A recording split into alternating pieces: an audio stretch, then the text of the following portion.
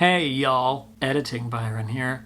I sat down to my computer today and noticed that there were these video files sitting on my desktop for a video that I filmed and forgot about. Turns out I had a sort of reading plans for fall, which means September and October and November, really, video filmed, but I forgot completely to post it or edit it. So I did that today. And here it is, anyway, a month late. It's fine. Enjoy. What have you done today to deserve your eyes? So when I first came back to this channel, the last time, I hate that I can't speak. I said, no more TBRs, no more. But I think that we need to maybe discuss a little bit exactly what a TBR is. What have you done today to deserve your eyes? Wow, because, you know, it literally means to be read, and I own like 150 books that I haven't read. Technically, my TBR pile is very, very large. A whirlpool of dark...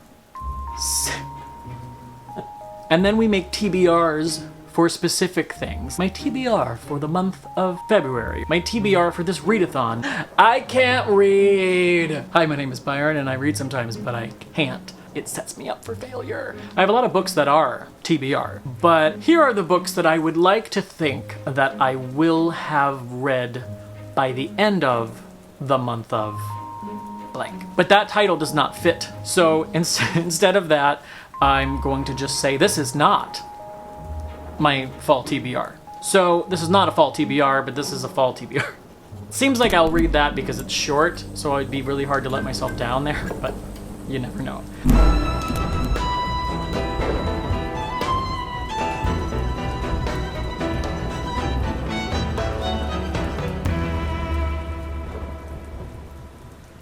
Greetings everyone, and welcome to this video, which is not a TBR for fall. These are the books that I would like to think that I will have read by, say, December. Right now, I am actually reading quite a bit, and I'm very proud of myself. It's going well, because I put down a book that I wasn't enjoying. Put down a book makes it sound like I, killed it. No, I put away The Essex Serpent by Sarah Perry, even though it was good, because I just wasn't enjoying it, and I wasn't in the mood. I was like, I see what you're doing, Sarah, and I'm not in the mood for it. And I'm sorry. I still respect you, but I'm not going to read your book. But yeah, The Essex Serpent has a line through it on my list. And I actually went in on my iPhone to the menu where you can do cross through specifically to put a line through it. To say, I have DNF'd a book, which doesn't also make any sense. Did not finished a book. I DNF'd. Yeah, I DNF'd a book. So then I read some other things and now the reading is going well. So my fall TBR, so I read a couple of things, and this is not a wrap-up, but I did read an arc from NetGalley, my first one, The 7 Visitations of Sydney Burgess, which I liked, but it didn't exactly work for me, and I gave it 3 stars, but I enjoyed it. It was a very easy read. And then I read Bathhouse by P.J. Vernon, which I absolutely fucking loved, and gave 5 stars. Read it. It's great. It has a lot of sexual content, and it does trigger warnings for sexual assault and, relationship pain and drama, and also drug abuse, substance abuse, recovery, relapse, all that kind of not happy stuff, but it's really good. Yeah. And, and it's super gay, and it's written by a gay man, so own voices. I loved it. Now I am reading Within These Walls by Ania Ahlborn, and that's exciting because I'm really liking it. I'm halfway through very, very quickly. And I read previously only one other book by this author, and it was The Shuddering, which a lot of people love. It has its own readathon. People reread it every year, and I hated it. I thought it was so bad. I didn't like the characters. I didn't like their relationships. I thought it was cliche and just stupid. But someone recommended Within These Walls, and it's much better. It's historical. It flips back and forth from an event in the 80s to the present day, and it's really good. And it's like a haunted house thing going on, so I'm really enjoying that. Other books that I plan on reading is I'm going to piecemeal, story by story, read Homesick for Another World by Ottessa Moshfegh, who's one of my favorite authors. And I started reading the first story, and I got a couple of pages in, and then I was like, nope, stop, you are reading another book right now.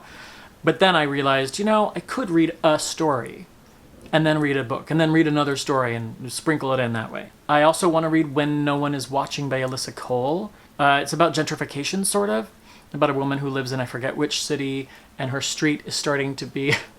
I feel like it's just like a displacement story where like all of her neighbors are moving away and all the new people are white, and it's like, is something nefarious going on? I think I have that right. Consumed by J.R. Ward, which is about a firefighter. I remembered this book when I watched Those Who Wish Me Dead, starring Angelina Jolie, which was really good, by the way. I started thinking about this book when I watched that because also firefighters. So I'd like to read that because it's just something that's on my mind. And then Choose Me by Tess Gerritsen and Gary Braver.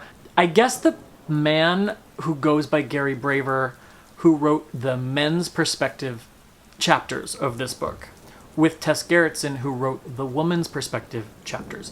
He's problematic, maybe. I don't know what he did. He's a professor, and he's not great. Or people maybe are just very upset with the character that he wrote. I can't exactly parse exactly what's going on. There's some sort of anger going on about this book. But I love Tess Gerritsen.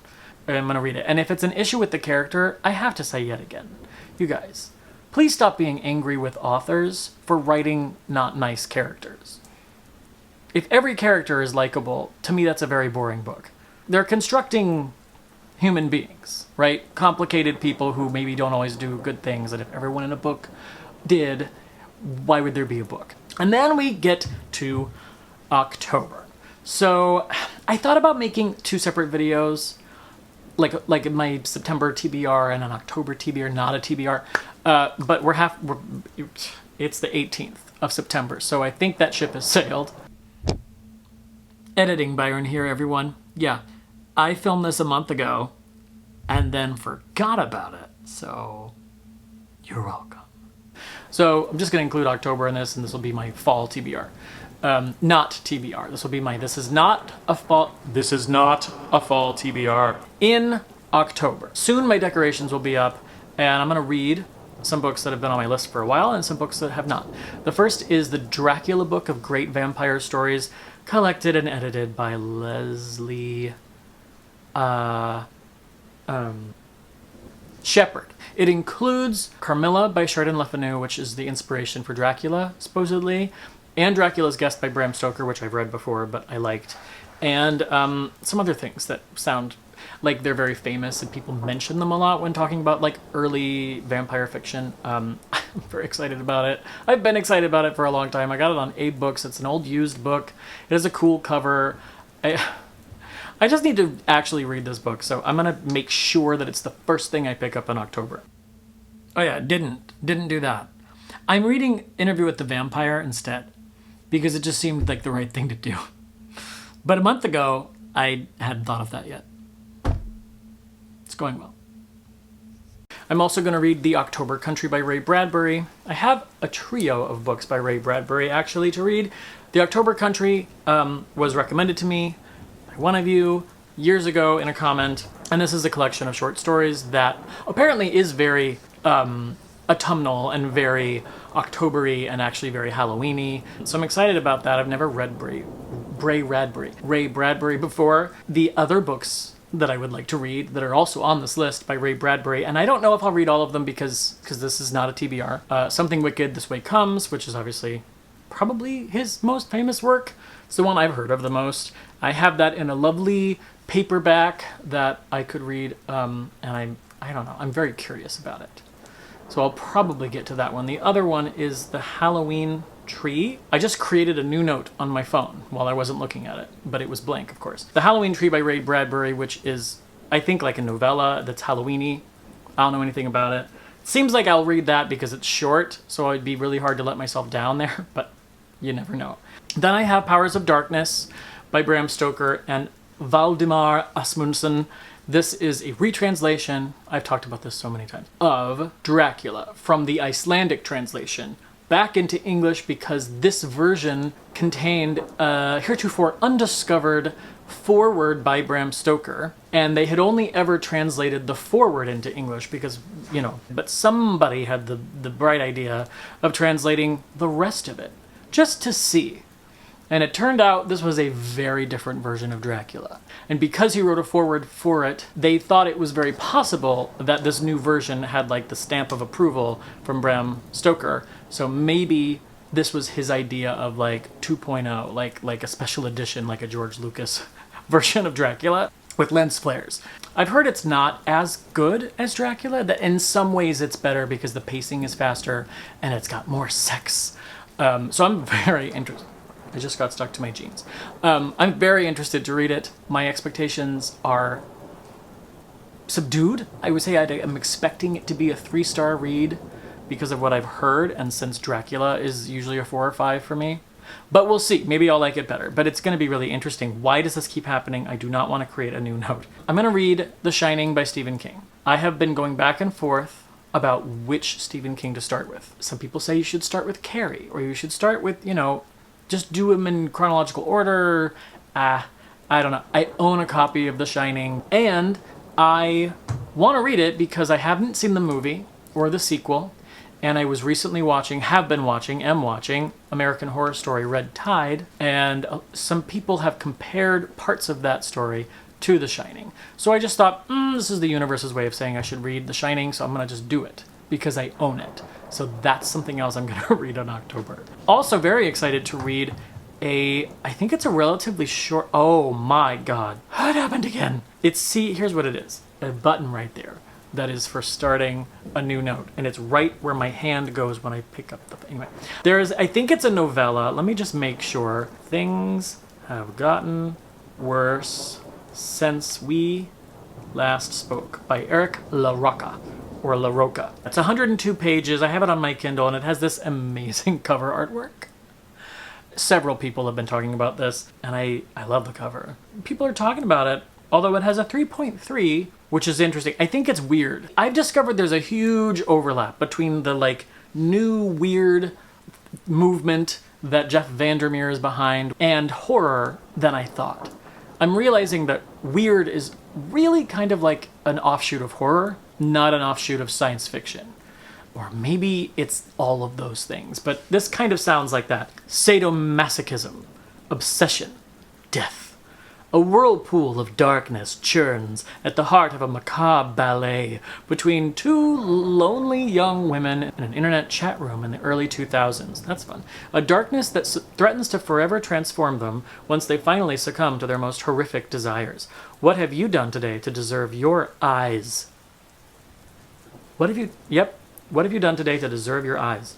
Wow. So one person that I guess I follow gave it 2 stars. There's some 3 stars and some 5 stars.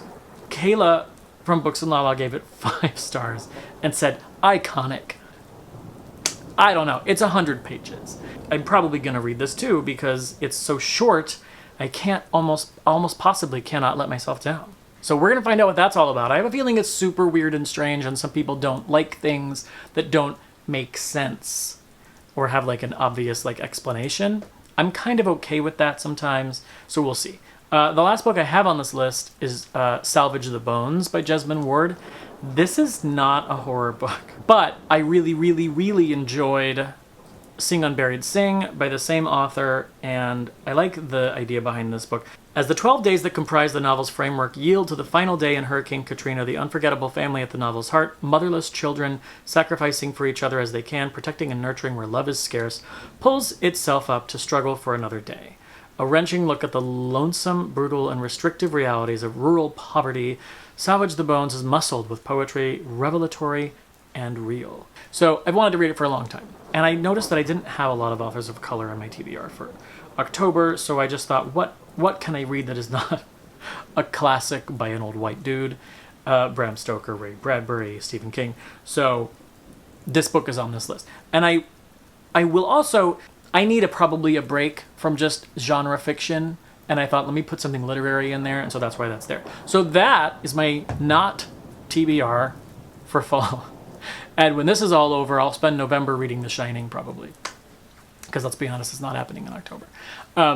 And that's it. So we'll see how I do. Do not hold me to this. That's not fair, and that's not nice. I'm trying to figure out where my finger should go so it's not. Anyway, thank you for watching this video. Oh yeah, and apparently my battery died, and I just said, you know what, it's fine. We'll just end the video there. Okay, Byron, you're making choices. So that's it. That's the end of this.